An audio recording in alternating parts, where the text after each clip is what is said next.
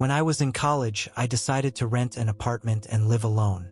The building offered 2 vacant units, one on the bright second floor and another on the shadowed first floor, near the parking lot. I chose the first floor unit. When I told the manager, he hesitated. "Are you sure you want that one? There's still a room available on the second floor." I shrugged it off. To me, a room was a room and I was eager to settle in. The rent was only 50,000 yen. A steal, especially for an apartment with 3 rooms. I felt lucky. The moment I moved in, though, I noticed something odd. There were scratch marks on the walls, long, jagged streaks that ran down the plaster. They seemed strange, but I dismissed them as signs of wear and tear. I figured they were just remnants of the apartment's previous tenants. But one evening, my curiosity got the better of me. I wanted to know what caused those marks. I crouched down and peeled back the edge of the carpet beneath them. What I found made my stomach twist. A photograph of a young couple, yellowed with age and tangled strands of brown hair. Disgusted, I blamed the manager for not cleaning properly before I moved in. Yet, something about the discovery unsettled me. From that night on, strange things began to happen. It started with scratching noises, sharp, rhythmic, and persistent. They always came late at night, near the marked wall. I told myself it was mice. It had to be. Still, the sound returned night after night, burrowing into my nerves. One night, as I got up to use the bathroom, the scratching seemed louder than ever. It was coming directly from the wall. I hesitated but forced myself to check. Nothing. The sound stopped as soon as I got close. Confused, I went to the bathroom. But while I was inside, the scratching resumed. Louder, closer. This time, I rushed out, determined to catch whatever was causing it. Again, the sound stopped.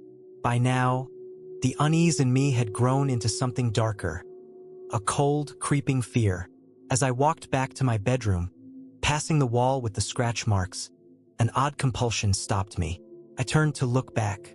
In the dim light of the room, I saw it. A dark, circular shadow darting across the floor, quick and silent. My body went rigid. Then, I heard it. A faint voice, low and desperate.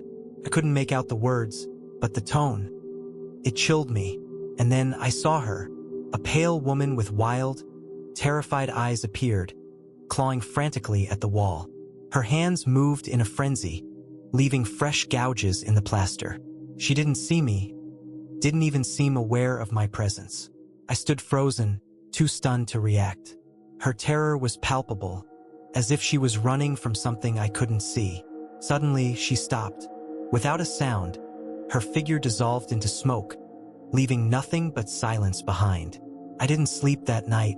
The next day, I confronted the manager, demanding an explanation. All he could offer was a vague story about previous tenants. Something about a family with domestic violence issues. When I tried to show him the photograph I'd found, it was gone. Despite the fear, I stayed for 2 more weeks. The scratching never stopped, but the woman didn't appear again. Sleep became impossible, and exhaustion crept into every part of my life. I finally broke. I took a leave of absence from school and went back to my family's home. After leaving, the strange occurrences stopped, but the memory of that apartment lingered. I'd pass it occasionally, always feeling a shiver run down my spine. A year later, I noticed that the first-floor unit remained vacant.